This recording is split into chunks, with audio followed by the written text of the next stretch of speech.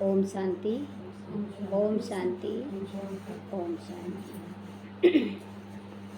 आज 1 महीना के बाद अभी रक्षाबंधन है। बाबा अभी से बताना शुरू कर दिया कि कैसे मनाना है। बाबा कहते हैं, मीठे बच्चे, रक्षाबंधन का पर्व प्रतिज्ञा का पर्व है। प्रतिज्ञा करना है जो संगम युग से ही शुरू होता है। ये रक्षाबंधन संगम युग से ही शुरू होता है। अभी तुम पवित्र बनने और बनाने की प्रतिज्ञा करते हो। बनना भी है और बनाना भी है, क्योंकि बाबा को मदद प्रतिज्ञा का ही चाहिए, पवित्रता का ही चाहिए। इसलिए बनने और बनाने दोनों का संकल्प करना है। प्रश्न है, तुम्हारे सब कार्य किस आधार पर सफल हो सकते हैं? सारे कार्य सफल हो सकते हैं, लेकिन किस आधार पर? और नाम वाला कैसे होगा? उत्तर है, ज्ञान बल के साथ साथ योग का भी बल हो तो सारे कार्य आप ही करने के लिए तैयार हो जाएंगे। सभी लोग क्या करेंगे? अपने आप कार्य करने के लिए तैयार हो जाएंगे। अब अगर आपके पास ज्ञान के साथ साथ योग का भी बल है तो योग बहुत गुप्त है। योग तो बहुत गुप्त है। बाबा आप करवा रहे हो ये कार्य, मेरे बस की बात नहीं है। बाबा ये ज्ञान भी आपका है, सब कुछ आप करवा रहे हो। तो ऐसे बाबा को जब समर्पण करते हैं तो ज्ञान और योग दोनों का बल मिल जाता है। इससे तुम विश्व के मालिक भी बनते हो। योग में रहकर समझाओ तो अखबार वाले आप ही तुम्हारा संदेश छापेंगे। अखबारों से ही नाम वाला होगा ना।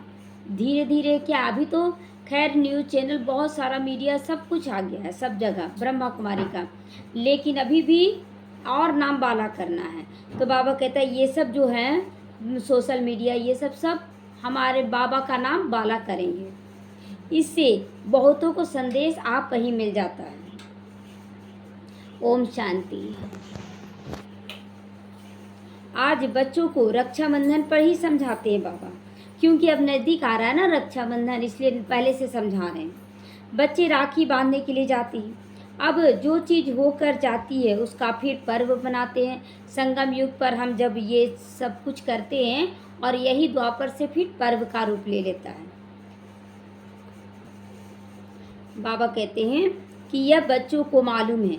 आज से 5000 वर्ष पहले भी यह प्रतिज्ञा पत्र लिखवाया था बाबा ने कि पवित्र बनने और बनाने का प्रतिज्ञा पत्र, जिसको बहुत नाम दिए गए। यह है पवित्रता की निशानी। सबको कहना होता है पवित्र बनने की राखी बांधो। सबको कहना है, सब जगह जाना है और राखी बांधना है, और शिव बाबा की राखी बांधते हुए ये संदेश देना है कि शिव बाबा का यह आज्ञा है कि पवित्र बनना और बनाना है। यह भी जानते हो कि पवित्र दुनिया सतयुग आदि में ही होगी। पवित्र दुनिया सतयुग के आदि में होगी। इस पुरुषोत्तम संगम युग पर ही राखी का पर्व शुरू हो जाता है, जो फिर मनाया जाएगा जब भक्ति शुरू होगी। फिर द्वापर से जब भक्ति शुरू होगी तो यही रक्षाबंधन का पर्व के रूप में मनाया जाएगा। इसको कहा जाता है अनादि पर्व। इसको अनादि पर्व भी कहा जाता है, जिसका अंत नहीं होता है। क्यों अंत नहीं होता इस पर्व का? देखिए, अभी पवित्रता की प्रतिज्ञा कर रहे हैं, फिर सतयुग त्रेता में पवित्र बनकर रहेंगे और द्वापर कलयुग में ये पर्व के रूप में मनाया जाएगा। तो ये पर्व अनादि हो गया, हमेशा के लिए हो गया। तो यह कब से शुरू होता है ये किसी को नहीं मालूम। भक्ति मार्ग से, क्योंकि सतयुग में ये पर्व आदि होते नहीं। सतयुग में तो पवित्र होते ही हैं, इसलिए पर्व के रूप में नहीं मनाया जाता है। यहाँ पर हम लोग राखी बांधते हैं क्योंकि पवित्र बनने की प्रतिज्ञा करवाते हैं। द्वापर से पर्व के रूप में मनाते हैं और सतयुग में पवित्र ही रहते हैं। तो यह होता नहीं वहाँ पर्व के रूप में। यह सब त्योहार आदि संगम के होते हैं, वही फिर भक्ति मार्ग में शुरू हो जाता है। सतयुग में कोई त्योहार नहीं होगा, त्योहार नहीं होगा, लेकिन वहाँ पर हर दिन कुछ न कुछ उत्सव मनाया जाएगा। ऐसा नहीं, ये सब त्योहार तो एक बहाना बनता है चलो उत्सव मनाने का, क्योंकि दुख है। और वहाँ तो केवल सुख होगा, तो वहाँ पर कोई बहाना नहीं ढूंढा जाएगा। वहाँ हर दिन उत्सव ही उत्सव होगा, हर रात उत्सव होगा, हर दिन उत्सव होगा। तो तुम कहोगे दीपमाला होगी वहाँ, क्योंकि सबका दीपक जगा हुआ रहेगा आत्मा का। तो दीपमाला भी नहीं होगा। ये जो दीपक जलाते हैं ना, वो दीपमाला भी सतयुग में नहीं होगा। वह भी यहाँ मनाते हैं, वहाँ नहीं होना चाहिए। सब जो यहाँ मनाते हैं वो वहाँ नहीं मना सकते। यहाँ स्थूल रूप से मनाते हैं ना, इसलिए ये सब चीज़ वहाँ नहीं होगा। वहाँ तो आत्मा का दीपक जगा रहता है। ये सब कलयुग के पर्व हैं। रक्षाबंधन मनाते हैं। अब यह कैसे मालूम पड़े कि यह राखी क्यों मनाई जाती है? क्यों मनाई जाती है कोई नहीं जानता। आजकल तो पवित्रता तो छोड़ दीजिए, भाई बहन का भी छोड़ दीजिए, केवल लेन देन का, बिजनेस का हो गया। बहन राखी बांधती, भाई देगा, बस यही तक सीमित हो गया है। तुम सबको राखी बांधती हो, कहती हो पावन बनो, क्योंकि अब पावन दुनिया स्थापन हो रही है। और हम क्या करें कि विकारों का दान लें, विकारों का दान लेकर उसे पावन बना दें। त्रिमूर्ति के चित्र भी लिखा हुआ है, ब्रह्मा द्वारा स्थापना होती है पावन दुनिया की, इसीलिए पवित्र बनाने के लिए राखी बंधन मनाया जाता है। बाबा हिदायत करा भी से ही कि सबको पावनता की राखी बांधो। अभी ये ज्ञान मार्ग का समय, तुम बच्चों को समझाया गया है कि भक्ति की कोई भी बात सुनाए तो उनको समझाना चाहिए कि अभी हम ज्ञान मार्ग में हैं। भक्ति की मार्ग कोई सुनाए तो बोलना है हम अभी ज्ञान मार्ग में, हमें ज्ञान की समझ आ गई है कि ये सब पर्व क्यों मनाया जाता है। ज्ञान सागर एक भगवान है जो हमें ज्ञान दे रहा है, जो सारी दुनिया को वॉइसलेस बना देते, निर्विकारी बना देते हैं। तो भारत वॉइसलेस था, सारी दुनिया वॉइसलेस थी। भारत को वॉइसलेस बनाने से सारी दुनिया वॉइसलेस बन जाती है ना। जितनी भी आत्मा है सब पावन बन जाती है। भारत को वर्ल्ड नहीं कहेंगे, लेकिन वर्ल्ड अभी है। भारत वर्ल्ड नहीं था, भारत तो एक खंड है। भारत तो एक खंड है वर्ल्ड में। बच्चे जानते हैं नई दुनिया में सिर्फ एक भारत खंड होता है, एक टुकड़ा होता है, बाकी चारों तरफ तो पानी भरा रहेगा। भारत खंड में जरूर मनुष्य भी रहते होंगे। भारत सचखंड था, लेकिन सृष्टि के आदि में देवी देवताओं का धर्म ही था। उनको कहा था निर्विकारी पवित्र धर्म, जिसको 5000 साल हुए। भारत में ही देवी देवता आएंगे राज्य करने के लिए, और वो पवित्र धर्म का राज्य चलेगा। वहाँ पर गृहस्थ धर्म पवित्र आश्रम का रूप लेगा। तो अभी तुम पुरानी दुनिया बाकी थोड़े रोज में के लिए रहे हो। अब इस दुनिया में हम लोग कितने समय के लिए, बहुत कम समय के लिए हैं। कितना दिन वॉइसलेस बनने में लगते हैं, कितना दिन लगता है वॉइसलेस बनने में, और कितना दिन लगता है विकारी बनने में। 5000 साल लग गया। लेकिन निर्विकारी बनने में बहुत कम, 100 साल लेके बाबा चलते हैं। लेकिन कितनी सारी आत्माओं को पावन बनाते हैं। ऐसा थोड़ी कि केवल 33 करोड़ पावन बनेंगे, बनाएगा तो बाबा सबको।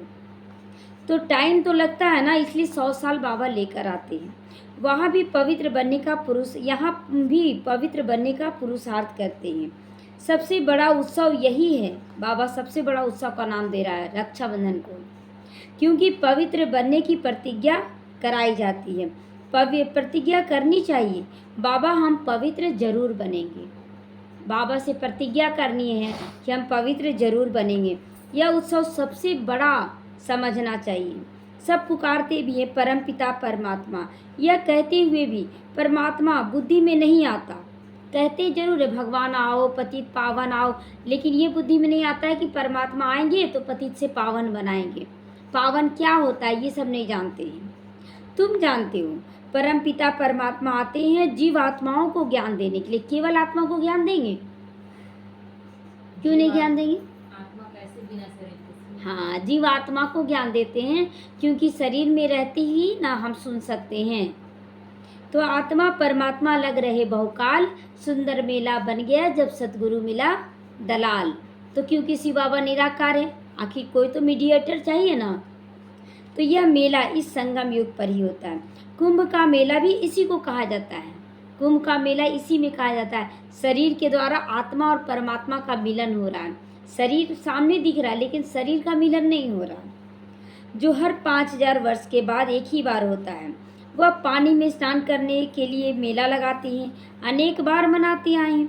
वह तो भक्ति मार्ग में कोई पावन नहीं बनता। वहाँ जाते हैं, कुंभ के मेले में नहा कर आते हैं, बोलते पाप भस्म हो जाएगा, लेकिन ऐसा कुछ भी नहीं होता। ये ज्ञान मार्ग है, इसमें हमारे पाप भस्म होते हैं, क्योंकि ज्ञान मिल जाता है। संगम को ही कुंभ का मेला कहते हैं। कुंभ मतलब मिट्टी का घड़ा होता है। तो ये मिट्टी का शरीर एक घड़े के समान है। तो 3 नदियाँ वास्तव में यही हैं। 3 नदियाँ कौन सी? गुप्त नदी पानी को कैसे हो सकती है? गुप्त नदी पानी का कैसे हो सकता है? बोलते हैं सरस्वती गुप्त हो गई। तो यहाँ 3 नदियाँ हैं, यहाँ पर तीनों नदियाँ गंगा, ब्रह्मपुत्र और जमुना, ये 3 नदियों का मिलन होता है। सरस्वती गुप्त रहती है। सरस्वती गुप्त रहती है क्योंकि आधा में चली गई ना, सरस्वती जो थी वो अपना पाठ बजाई और चली गई, गुप्त रीति से पाठ बजा रही, इसलिए सरस्वती गुप्त है। तो मुख्य ब्रह्मपुत्र नदी हो गई और गंगा नदी हो गई। तो बाप कहते तुम्हारी यह गीता भी गुप्त है। तो यह समझाया जाता तुम योग बल से विश्व की बादशाही लेते हो। अगर कुछ भी कार्य करना है तो योग बल से हम लोगों को करना है, केवल ज्ञान से भी आप नहीं कर सकते। ज्ञान का तलवार तो आपको दे दिया गया, लेकिन अगर तलवार में धार ना हो तो किसी का सर कटेगा? नहीं कटेगा ना। तो इसलिए धार होना बहुत ज़रूरी है, तो योग होना बहुत ज़रूरी है। और अभी जितना ज्ञान योग का धार आपका मजबूत होगा तो ये तो बहुत अच्छा मतलब ऊंचा पद पाएंगे। लेकिन द्वापर में बोलते ना किसी का तलवार कितने लोगों का सर काट दिया दुश्मनों का, तो वो कहाँ से आया? वो तलवारबाजी कहाँ से आया? यहीं से तो सीख रहे हैं ना हम लोग, ज्ञान का तलवार चलाने सीख रहे हैं, योग का धार उसमें भर रहे हैं। तो वहाँ सबका तलवार भी देखते हैं, जैसे राजा महाराणा प्रताप उसका तलवार अलग था, तो राजाओं को तलवार अलग दिया जाएगा वहाँ। तो यहाँ पर ही सब कुछ लेना है, हुनर ये सब यहीं सीख रहे हैं हम लोग। तो इसमें नाच तमाशा आदि कुछ भी नहीं, इसमें नाच तमाशा कुछ भी नहीं है। ज्ञान योग में नाचना गाना है क्या? जैसे भक्ति मार्ग में ना भजन कीर्तन गाते हैं, नाचते गाते हैं, यहाँ पर नाचने गाने की बात नहीं है। ज्ञान योग में यह भक्ति मार्ग पूरा आधा कल्प चलता है। अब ये ज्ञान मार्ग एक लाइफ चलता है, ज्ञान मार्ग मात्र एक जन्म, और सत्युग त्रेता तो प्रारब्ध है, उसका प्राप्ति है। तो फिर 2 युग ज्ञान की प्रारब्ध चलती है, ज्ञान नहीं चलता है, ज्ञान नहीं चलेगा वहाँ, ज्ञान थोड़ी मिलेगा सत्युग त्रेता में। जो लेना है एक ही जन्म में ले लेना है, बहुत गुही से गुही पॉइंट को समझ कर चलना है, तो बहुत भरपूर रहेंगे हर जन्म में। तो भक्ति तो द्वापर कलयुग से चली आई है, ज्ञान सिर्फ एक ही बार मिलता है, फिर उसकी प्रारब्ध 21 जन्म चलती है। अभी तुम्हारी आंख खुल गई ना, खुल गया ना कि कैसे तलवारबाजी करना है द्वापर से, सब कुछ तो यही सीख रहे हैं। तो इसीलिए बहुत अच्छे से ज्ञान तो सीख लिए, योग का भी धार भरिए उसमें। आगे तुम अज्ञान नींद में सोए थे, अब राखी बंधन पर ब्राह्मण लोग राखी बांधते हैं। तुम भी ब्राह्मण हो, तुम सच्चे ब्राह्मण हो। वो लोग तो ब्राह्मण हैं, लेकिन वो लोग तो विकार से जन्म लिए, विकार में जा रहे हैं, और सच्चे ब्राह्मण हम लोग ब्रह्मा की संतान बने, जो ब्रह्मचारिणी बन रहे हैं। ब्रह्मचारिणी नहीं, पूरी तरह से ब्रह्मचारिणी, ब्रह्मा के आचरण में चलने वाली हमें। तो वह तो कुख वंशावली है, तुम तो मुख वंशावली हो, ज्ञान द्वारा हम लोग पैदा हुए हैं। भक्ति मार्ग में कितनी अंधश्रद्धा है, अंधश्रद्धा, ये करो, लेकिन कुछ पूरा नहीं होता है। दुबन में फंसे हुए हैं, दलदल में सभी फंसे पड़े हैं। दुबन यानी दलदल में पांव फंसे पड़े हैं और डूबते जा रहे हैं। जितना ही भक्ति कर रहे हैं और ज़्यादा अंदर जा रहे हैं, और ज़्यादा गहराई में जा रहे हैं, और दुख का अनुभव हो रहा है। तो भक्ति के दुबन में मनुष्य फंस जाते हैं और एकदम गले तक आ जाता है। दुबन कहाँ तक आ गया? गले तक। तब बाप फिर आते हैं बचाने के लिए। जब हम लोग बहुत ज़्यादा चिल्लाने लगते हैं, अब नहीं बच पाएंगे, तभी चोटी रहता है ना, तो बाबा चोटी पर पकड़ के निकालता है ऊपर से। तो जब बाकी चोटी पर बच जाती है, पकड़ने के लिए तो चाहिए ना बाबा को कुछ, तो थोड़ा सा बचता है एक तार, तब बाबा आकर पकड़ कर निकाल देते हैं। बच्चे बहुत मेहनत करते हैं समझाने की, सबको मेहनत तो बहुत करते हैं। करोड़ों मनुष्य है ना, एक एक के पास जाना मेहनत लगती है। अब एक ही आत्मा तो नहीं जाएगी ना, चारों तरफ सेवा, चारों तरफ इसीलिए बाबा फैला दिया है ब्रह्मा कुमारियों को कि इधर ये सेवा करो, इधर ये सेवा करो। फिर भी ब्रह्मा कुमारियाँ क्या है, थोड़ा सा आपस में कलह कलेश कर लेती हैं, ये सेवा ये ज़्यादा, ये, अरे पूरा विश्व पड़ा हुआ है, कितना, हाँ जितना आप सेवा करो बहुत अच्छा है। तो बाबा कहता है कि एक एक के पास मेहनत लगती है, एक ही आत्मा थोड़ी सेवा कर पाएगी, सबको मिलता है ये मौका, लेकिन हम सोचते हैं कि हम कैसे करें, कैसे फंसे रह जाते हैं। तो तुम्हारी बदनामी अखबारों द्वारा तो बहुत हुई है कि वह भगा देते हैं, घर बार छुड़ा देते हैं। बाबा से बोलते बाबा हम लोग कैसे करेंगे? तो बाबा बोलते, देखिए जवाब देता है कि बच्चे जिसमें ब्रह्मा बाबा के समय था कितना बदनामी का छापा गया, लेकिन बाबा बोला फिर भी जाओ सेवा में, लोग भगा देते थे ब्रह्मा कुमारियों को, नहीं सुनना है, भगाते थे। इतना बदनामी, भाई बहन ये तो बना देते हैं। शुरू की बात कितनी फैल गई थी, अखबारों में धूम मच गई थी। अब एक एक को तो समझा नहीं सकती हैं। फिर तुम्हें अखबारें ही काम आएंगी। अभी निंदा किया अखबार और फिर वही स्तुति भी कर रहा है, तो अखबारों द्वारा ही तुम्हारा नाम वाला होगा। बाबा उस समय दे दिया था भविष्यवाणी। अभी विचार करना, क्या करें ऐसा जो समझे, विचार सागर मंथन करे कि बाबा ऐसा अब क्या सेवा करें। तो बाबा तुरंत टच करता है, ऐसे सेवा करो। रक्षाबंधन का अर्थ क्या है? रक्षाबंधन का अर्थ क्या है? रक्षा का बंधन बांधना। तो केवल बहनों के लिए ज़रूरत है क्या? भाइयों के लिए केवल ज़रूरत है, बहनों को नहीं है। हाँ, और वो देखिए ना उल्टा कैसा है कि राखी भाइयों को बांधा जाता है और रक्षा बहनों की करनी है। अब बहन कहीं और जाएगी तो क्या भाई पहुंच जाएंगे? हाँ, कहीं गई है, बलात्कार होने लगा और भाई को फ़ोन करेगी, आ जाओ भाई हम यहाँ पर फंसे हुए हैं। तो ये रक्षा कवच कौन बांध रहा है? शिव बाबा। वो एनी टाइम आपके पास पहुंच सकता है। परिवार वाले नहीं पहुंचे, इस बात को लोग नहीं जानते, उल्टा कर दिए। राखी भाइयों को बांधा जाता है और रक्षा करनी है बहनों की। इसका मतलब क्या हुआ? आत्मा को देखते हुए राखी बांधना है और शरीर द्वारा पवित्र बनना है ना। जबकि बाप आए हैं पावन बनाने, तब बाप ने बच्चों से पवित्रता की प्रतिज्ञा ली है कि बच्चे पवित्र बनो, योगी बनो। पतितों को पावन बनाने वाले ने राखी बांधी है, शिव बाबा ने ये राखी बांधी है। श्री कृष्ण का जन्म मनाते हैं, फिर जरूर गद्दी पर बैठा होगा वो। कॉरोनेशन कभी दिखाते नहीं हैं, दिखाते तो नहीं है कि कब बैठाया गया, कैसे बैठाया गया। सतयुग आदि में लक्ष्मी नारायण थे, उनका कॉरोनेशन हुआ होगा जरूर, बहुत बड़ा फंक्शन। जैसे आज भी देखिए कोई भी चीज़ होता है, जैसे प्रधानमंत्री है और उसका प्रतिज्ञा कराया जाता है, कितना धूमधाम से कराया जाता है चारों तरफ। लेकिन कृष्ण को कब नारायण के रूप में बैठाया गया, कैसे हुआ, कुछ भी पता नहीं।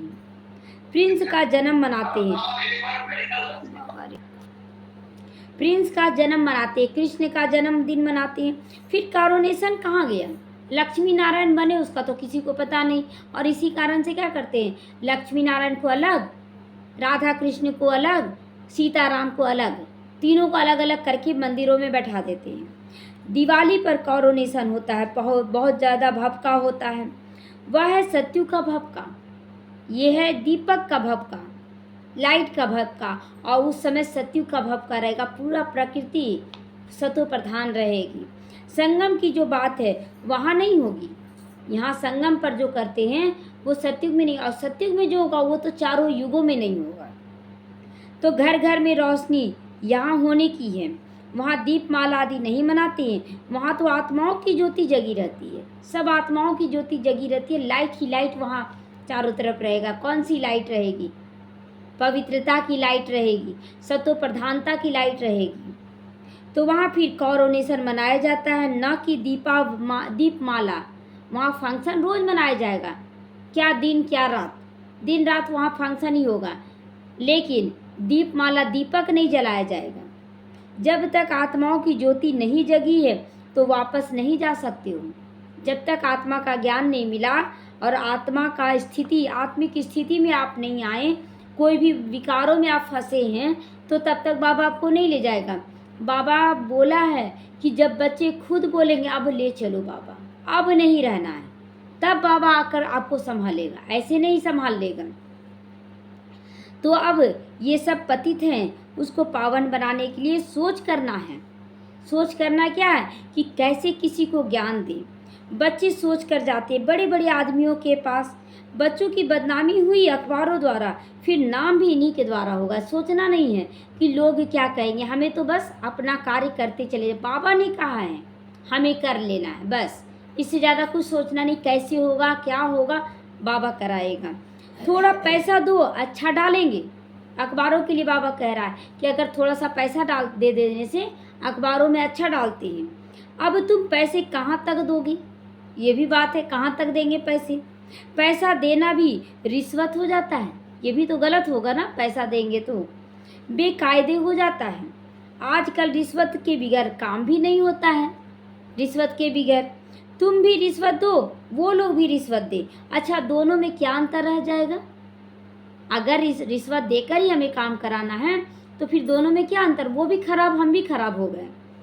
तुम्हारी बात योग बल से बननी चाहिए, रिश्वत से नहीं। क्लियर करना है कि योग बल से हमें किसी से काम लेना है, हमें रिश्वत देकर काम नहीं लेना है, भिखारी के रूप में मांग कर नहीं लेना है।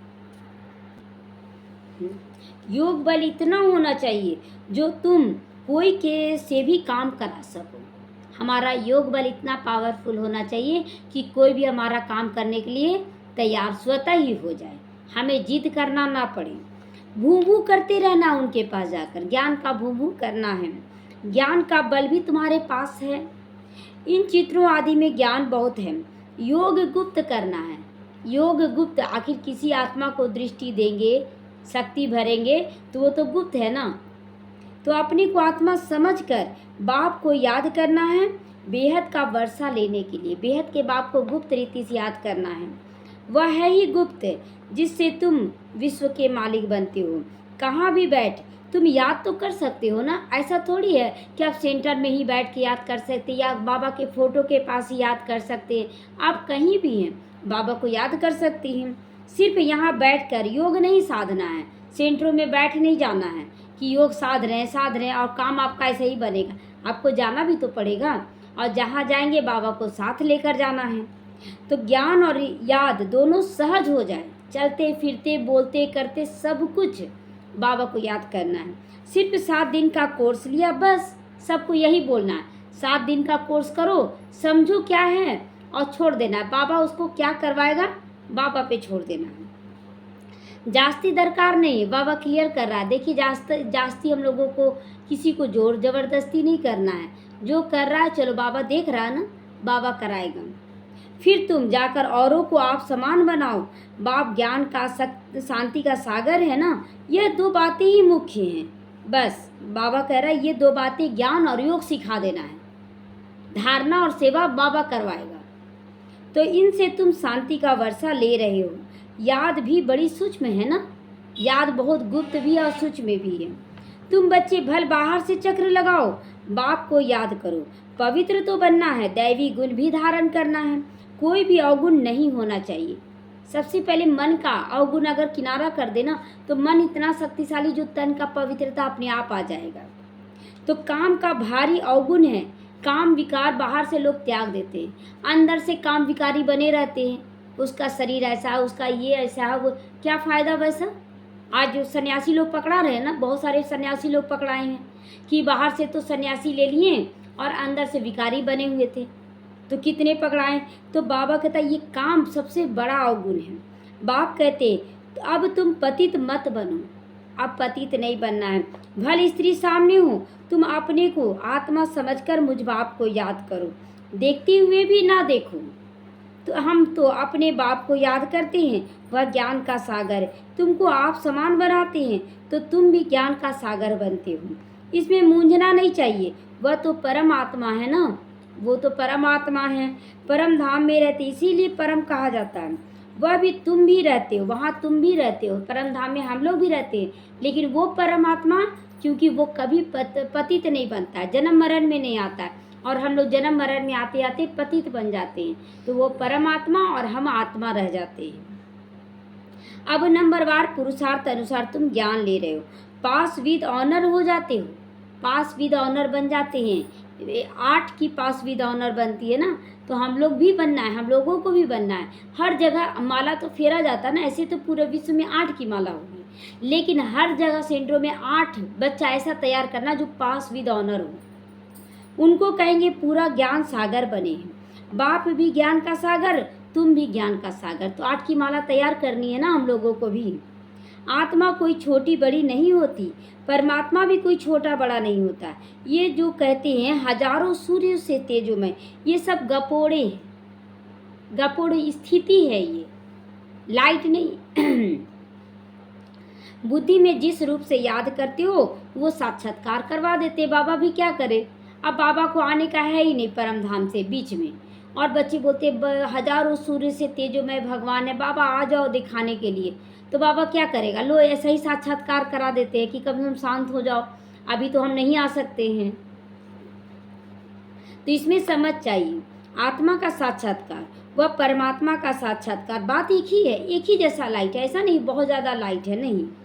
बाप ने रियलाइज करवाया है, मैं ही पतित पावन ज्ञान का सागर हूँ, समय पर आकर सबकी सद्गति करता हूँ, सबसे जास्ती भक्ति तुमने की है।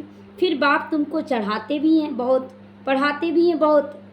रक्षाबंधन के बाद कृष्ण जन्माष्टमी होती है, फिर दशहरा होता है। अब बाबा यहाँ क्लियर करा, दशहरा नहीं होना चाहिए। वास्तव में दशहरा के पहले तो कृष्ण आ नहीं सकता है। हाँ, रक्षाबंधन ठीक है, रक्षाबंधन के बाद बाबा बोलता है दशहरा होना चाहिए, उसके बाद कृष्ण जन्माष्टमी होना चाहिए। दशहरा पहले होना चाहिए, कृष्ण उसके बाद आना चाहिए। यह हिसाब तुम निकाल सकते हो। क्यों? जब तक हम अपने अंदर के विकारों को नहीं मारेंगे, हमारे अंदर कृष्ण बनने की दिव्य गुण कैसे धारण होगा। तो पहले तो तुम कुछ भी नहीं समझते थे, अब बाप कितना समझदार बनाते हैं। टीचर समझदार बनाते हैं तो स्टूडेंट और अच्छे बन जाते हैं। अभी तुम जानते हो कि भगवान बिंदु रूप है, झाड़ कितना बड़ा बन जाता, बीज इतना छोटा, झाड़ कितना बड़ा निकलता है। ये तो प्रैक्टिकल सबूत है वास्तव में। तो आत्माएं ऊपर में बिंदी रूप में रहती हैं। मीठे मीठे बच्चों को समझाया जाता है। वास्तव में 1 सेकंड में समझदार बन जाना चाहिए, 1 सेकंड में बन जाना चाहिए कि भगवान इतना अच्छा ज्ञान दे रहा है, क्यों ना हम करेंगे बाबा, हम जो आप बोलोगे हम सब करेंगे। तो परंतु पत्थर बुद्धि ऐसी हैं जो कुछ समझते ही नहीं, कर लेंगे कहीं शरीर ना छूट जाए, लेंगे में, नहीं तो 1 सेकंड की बात है। अगर धारण करना है परमात्मा पे निश्चय है, 1 सेकंड में आप बोलेंगे कि हाँ बाबा कर लेंगे, करना ही है मुझे, और करना ही है मुझे बोल दिए। अगर अभी शरीर छूट जाए ना तो आपका 100% लिखा जाएगा, क्योंकि आपने कहा है था दिल से कि हमको करना ही है। लेकिन जैसे ही आप बोलते कर लेंगे, आपका नंबर खत्म। तो हद का बाप तो जन्म बाई जन्म नया मिल जाएगा, लेकिन ये बेहद का बाप एक ही बार आकर 21 जन्मों का वर्षा देता है। कितनी बड़ी वर्षा दे रहा है, जिसको हम गंवा देते हैं। अभी तुम बेहद के बाप से बेहद का वर्षा लेती हो, आयु भी बड़ी हो जाती है। आयु कितनी बड़ी हो जाती है, कहाँ अभी जीने का कोई ठिकाना नहीं है, कब मर जाएंगे। और सतयुग में 150 वर्ष एकदम फिक्स हो जाएगा। तो ऐसे नहीं कि 21 जन्म कोई एक बाप रहेगा, नहीं, तुम्हारी आयु लेकिन बड़ी रहेगी। वहाँ तो बाप अलग अलग रहेगा, जैसे कलयुग में है वैसे सतयुग में भी बाप अलग रहेगा, लेकिन आयु आपकी बड़ी रहेगी। तुम कभी भी दुख नहीं देखोगे वहाँ, कभी भी नहीं। पिछाड़ी में तुम्हारी बुद्धि में ज्ञान जाकर रहेगा। पिछाड़ी में ये जो ज्ञान आप सुन रहे हैं ना, अभी तो लगता है कि पता नहीं हम सुन रहे हैं कि नहीं, लेकिन आप सुन रहे हैं, वो अंदर में है, इमर्ज हो जाएगा लास्ट में। और वर्षा लेना, बस बच्चा पैदा हुआ वारिस बन जाता है ना, वारिस बन जाता है। तो बाबा कहते हैं कि बच्चे तुम भी जब पहचान मिल गया तुमको, तुम वारिस बन चुके हो, इसलिए हम अपना नाम बीके रखते हैं कि हम ब्रह्मा कुमार कुमारी हैं।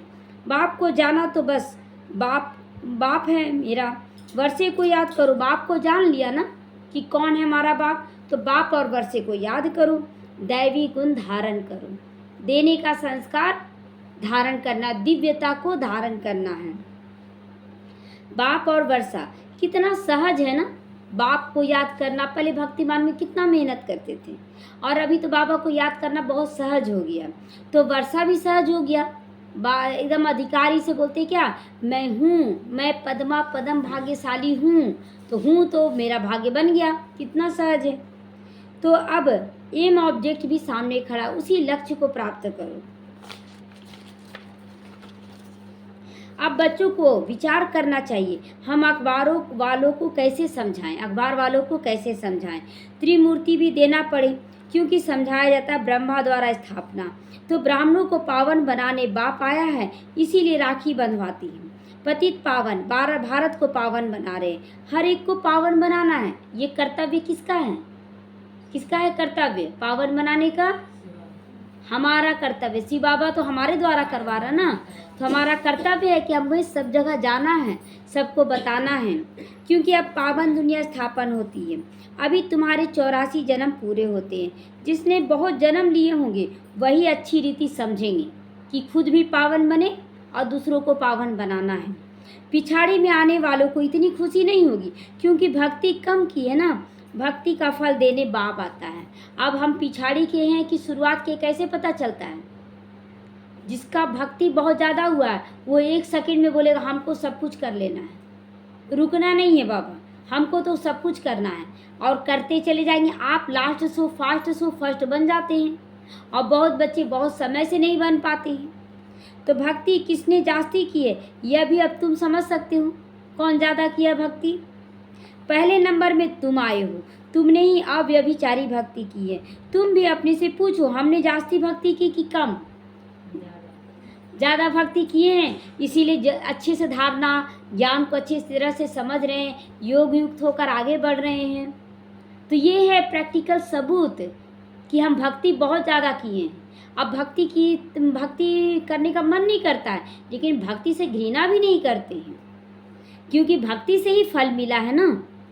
तो सबसे तीखी जो सेवा करते हैं जरूर उसने ज़्यादा भक्ति की है। क्लियर है ना? हम ये तो नहीं सोचेंगे कि हम पिछाड़ी में क्यों आए, नहीं। बाबा नाम तो लिखते हैं, कुमार का, जनक का, मनोहर का, गुलजार का।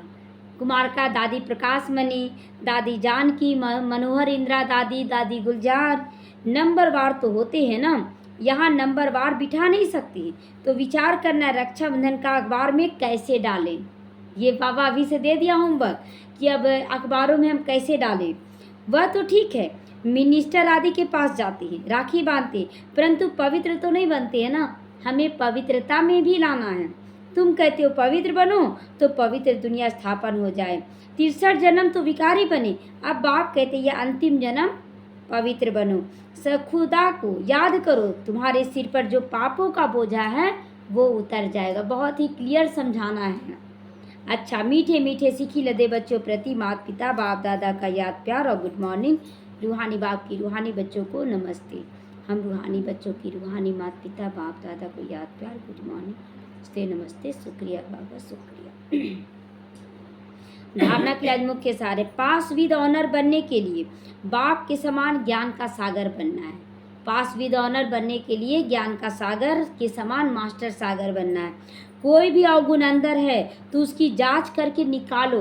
अपने अंदर जितना अवगुण को आप निकालेंगे उतना साफ रहेंगे, और जितना साफ रहेंगे उतना आपको यूज किया जाएगा। शरीर को देखते हुए भी ना देखो। शरीर को देखते हुए मतलब कोई विकारी दृष्टि से आपसे बात कर रहा है, कोई गुस्से से बात कर रहा है, लेकिन हमको तो आत्मा ही देखना है, तो आत्मा देखते हुए बात करना है। निश्चय करो आत्मा से बात कर रही हूँ, आत्मा से बात करती हूँ। योग बल इतना जमा करना है जो अपना हर काम सहज हो जाए, इतना योग बल करना है। अखबारों द्वारा हर एक को पावन बनने का संदेश जरूर देना है, इसमें डरने की बात नहीं है। आप समान बनाने की सेवा करनी है, केवल रक्षाबंधन मना लिए धूमधाम से ये नहीं, पावन बनाने की सेवा जरूर करनी है। वरदान है देहभान को देही अभिमानी स्थिति में परिवर्तन करो। देहभान को देही अभिमानी, मैं देह नहीं देही हूँ, फरिश्ता हूँ, तो परिवर्तन करने वाले बेहद के वैराग्य को धारण करो। वैरागी भव। चलते चलते यदि वैराग्य खंडित हो जाता है तो उसका मुख्य कारण है देहभान। जब तक देहभान का वैराग्य नहीं तब तक कोई बात का वैराग्य सदा काल के लिए नहीं रह सकता। ये चाहिए, ऐसे करना, वैसे करना है, आ ही जाएगा। बाबा कहता है देहभान से पूरी तरह से निकल जाओ, आत्मिक स्थिति में आकर कोई भी काम करो। संबंध से वैराग्य, यह कोई बड़ी बात नहीं है। लड़ाई झगड़ा हुआ, आप बोले नहीं अब हमको किसी से कोई मतलब नहीं, ये कोई बड़ी बात नहीं है।